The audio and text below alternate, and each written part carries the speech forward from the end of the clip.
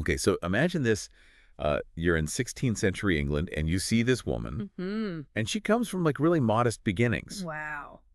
but she becomes one of the wealthiest landowners in the Really? whole realm. Wow.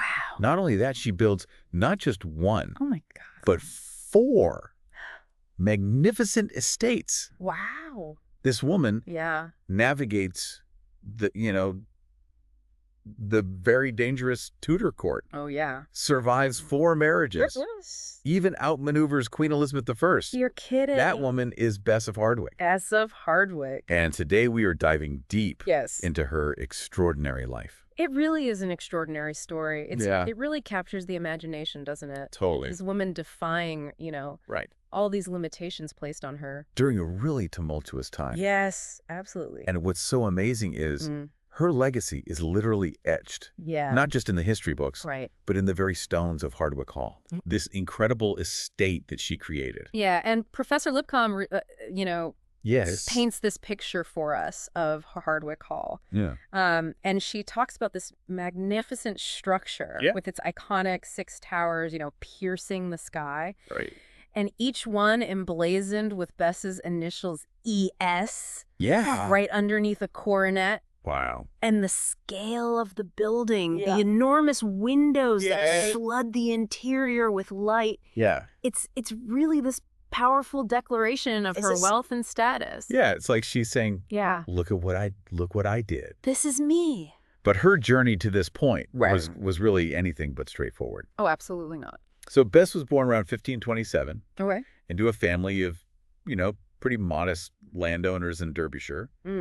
And Professor Lipcomb highlights this one moment Oh, yeah. in Bess's early life. Yeah. The death of her father when she was just 17 months old. 17 months old. Yeah.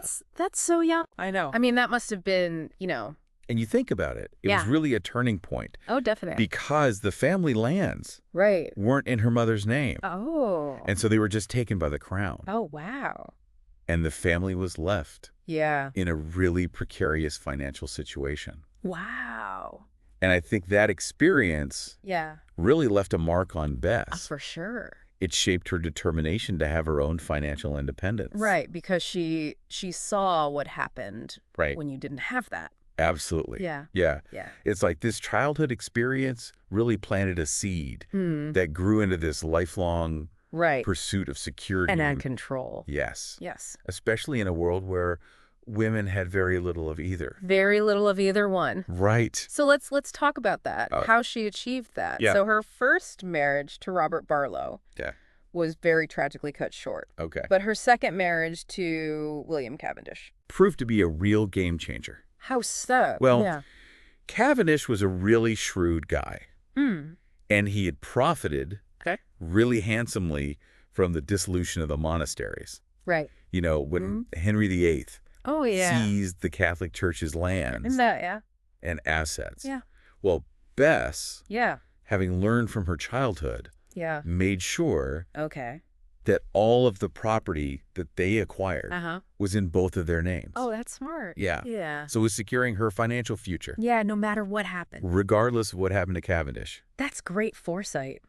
I know, right? Yeah. It really is. For a woman in that era. Yeah. They went on to have 8 children together. Oh. Sadly, they lost 2 daughters in childhood. Oh. And then Cavendish himself died Okay. about 10 years into their marriage. Mm. But Bess was left a widow, Yeah. but certainly not destitute. No, not at all. And she didn't stay a widow for very long. Just 2 years later, Okay. she married Sir William St. Lo, Okay. a man who, it seems from all accounts, had real affection for her. Okay. And this marriage Yeah. was really significant Why is that? because it brought her into the royal court. Oh, wow. And when St. Lo died, Yeah. he left a substantial inheritance to Bess, Really? much to the chagrin of his family. Of course. And this is where we start to see that Yeah. label shrewd Right. attached to Bess. Yeah. Because the St. Lo family accused her of manipulating her husband Oh. to get all this wealth. Oh, wow. But Yeah. Professor Lipcomb offers a different perspective. What's that? She suggests that Bess was just Yeah. a very capable woman who was operating in a world Right. that was not used to seeing a woman Yeah. managing her own affairs. Right, exactly. Let alone being good at it. Let alone excelling at it. Yeah. Right.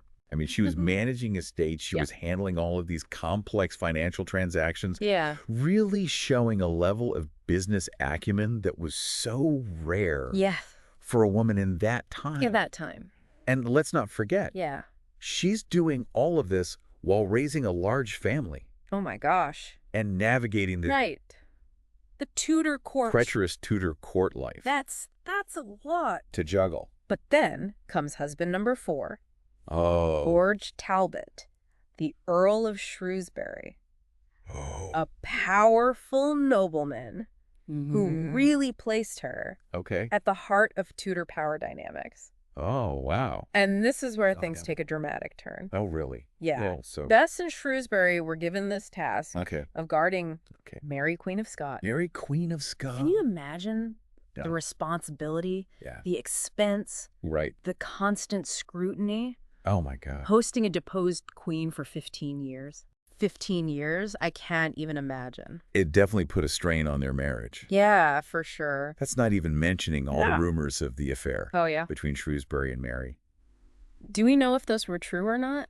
I mean, whether they were true or not, that kind of gossip would really shake the foundation of any marriage. Oh, absolutely. It seems like their relationship, which may have started as this, strategic alliance, really descended into this full-blown feud filled with accusations and financial disputes and public arguments. Oh, my God. And their correspondence from this period is very revealing. How so? Shrewsbury comes across as really controlling and verbally abusive. Oh, wow. While Bess's letters are, they're carefully measured. It's almost like she knew that anything she wrote could be used against her. Right. And Professor Lipcomb suggests that this careful language really reflects her understanding of the limitations placed on women at that time. Of course. She had to play the game strategically. Choose her words and her actions carefully. To protect herself. To protect her interests. Yeah. It's a reminder that behind these grand estates and all of these displays of wealth, there are real human stories. Absolutely. Unfolding stories filled with complexities and challenges and triumphs and heartbreaks. Of course. Yeah. Yeah. It's amazing to think about, amidst all this turmoil. Bess was also building her own empire of magnificent estates. Yeah. I mean, Hardwick Hall really stands as like her crowning achievement. Right. But we can't forget, she also refurbished Chatsworth House. Yeah. Built old Hardwick Hall and owned all these other properties. That's really incredible. It's astonishing. Yeah, for anyone. Yeah. Let alone a woman. Especially a woman. In those circumstances. In those times, With all that going on. Yeah. It's amazing. And it's Hardwick Hall that really captures our imagination.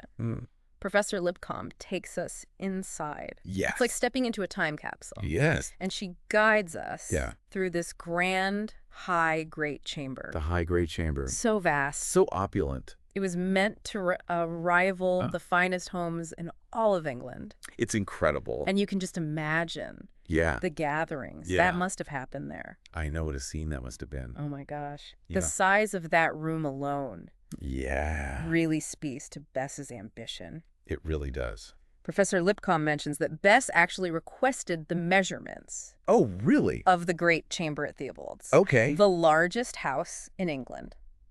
What? At that time. Okay. Owned by William Cecil. Oh, yeah. Lord Burghley. Queen Elizabeth's advisor. Exactly. Wow. And guess what? She built hers even bigger. Oh, my gosh. Talk about a power move. I know, right? Wow. It's like she's saying, anything you can do, I can do better. I can do it bigger. But it wasn't just about size. Right. This room was adorned with these exquisite tapestries and artwork and this intricate plasterwork. Yeah. All chosen. It sounds beautiful. To reflect Bess's taste and status. Oh, yeah. And Professor Lipcomb talks about this stunning plasterwork frieze depicting Diana the Huntress. Really? Surrounded by all these exotic animals, lions and elephants and camels. It's like a celebration of the natural world. Right. And maybe a little nod to Queen Elizabeth herself. Oh, that's interesting. Who was often associated with Diana. That's a good point. Yeah. Yeah, the imagery that Bess chose was very intentional. Very intentional. I mean, remember... Queen Elizabeth was known as the Virgin Queen, often linked to the goddess Diana. Exactly. So this frieze, prominently displayed in Bess's grandest room, could be a way for her to... To show loyalty. Yes, to demonstrate her loyalty to the Queen. Especially with all the rumors. Yeah, right. About her granddaughter, Arbella Stuart, as a potential rival to the throne. Oh, that's right. Yeah. Oh, yeah, but Bess's daughter, Elizabeth Cavendish, married into royalty. Yeah. And that put Arbella in a really precarious position. Yeah, as a possible heir. As a possible heir. Oh, wow. And Professor Lipcomb suggests that Hardwick Hall might have been designed in part to showcase Arbella and her lineage and potential. That makes sense. Yeah. That's a compelling theory. It is. And we see this most clearly in the Long Gallery. Right. Another impressive space. Within Hardwick Hall. It really is. A gallery lined with all these portraits of Bess, her family. Yeah. Key figures of the Tudor era. Yeah. But two portraits in particular stand out. Okay. Mary, Queen of Scots. Yeah. Captured in this somber pose, dressed in widow's black. Wow. And young Arbella. Adorned with pearls, accompanied by a dog. Yeah. Almost like a princess in waiting. That's interesting. It's fascinating. Isn't it? These two women, both caught up in this drama of succession. Yeah. Both connected to Bess. Both connected to Bess, in different ways. In different ways. And the Long Gallery becomes this stage where you see ambition and loyalty and all the complexities of Tudor politics all on display. Right there on the wall. And we can't forget the tapestries. Oh, the tapestry. In the Long Gallery that originally belonged to Sir Christopher Hatton. Oh, wow. A very prominent figure in Queen Elizabeth's court. Yeah. Died a few years before Bess began building Hardwick. Okay. And she bought these really valuable tapestries and even added her own coat of arms to them. Oh, wow. So she's really making it her own. Yeah. So it's like she's taking the legacy of those who came before and weaving it into her own story. Yeah. And Professor Lipcomb leads us through all these other rooms. Yes. Each one more lavish than the last. It sounds incredible. I know the green velvet room. Okay. With this 18th century bed. Wow. And the Mary Queen of Scots room. Oh. With the Scottish coat of arms. Wow. The blue room with these beautiful Brussels tapestries. So each room. They're a visual feast. Yeah. But they also tell a story. Yeah, they do. Don't they? What about the Mary Queen of Scots room? That's so interesting. That Bess would dedicate a room to Mary. Right. Considering all the tension that guarding her put on their marriage. On her marriage to Shrewsbury. But Mary was a queen. Right. And even hosting her under those circumstances would have been... Right. It's a sign of prestige. A mark of prestige. It is. And that room could be a testament to that really complicated relationship. Yeah, all the baggage that came with that. Yeah, the burden, the honor. And then the fallout. The fallout. Right. Speaking of fallout, we can't forget about the breakdown of their marriage. Of Bess and Shrewsbury's marriage. Yeah. Yeah. Professor Lipcomb mentions this one moment where a servant at their Sheffield home described the house as hell. Oh my gosh. Which really tells you what it was like. Wow. That's intense. So much tension and animosity. So much tension. They eventually separated. Okay. And Bess received a substantial settlement. Yeah. Including Chatsworth House. Chatsworth House. Wow. And Queen Elizabeth herself really had to step in. She did. And urge them to reconcile. You know. For the sake of peace. For the sake of good and quiet. Right. But it wasn't meant to be. It wasn't meant to be. And Shrewsbury died in 1590. Okay. And it's almost symbolic. That's the same year that Bess started building Hardwick Hall. Wow. It's like she was finally free to create something entirely her own. Entirely her own. A monument to her resilience and her remarkable life. It really is. And what a monument it is. I know.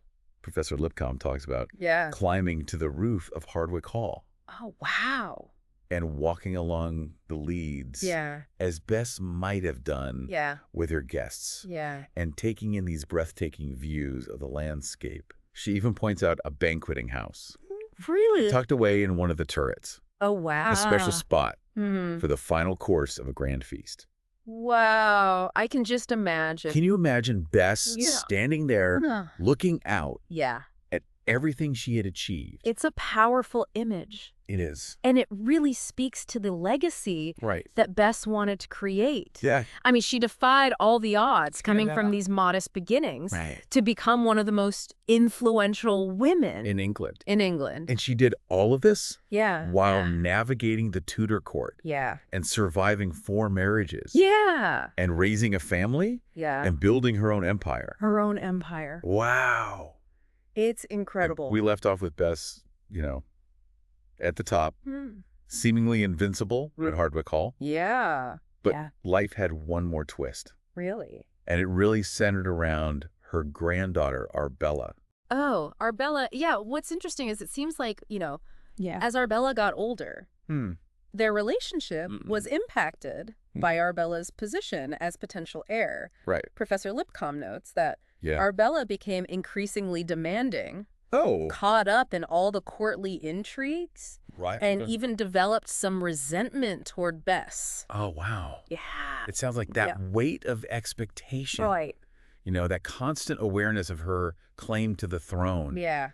Really. It must have been a burden. Yeah, a heavy burden. Yeah, and maybe that's what drove that wedge between them. That's possible.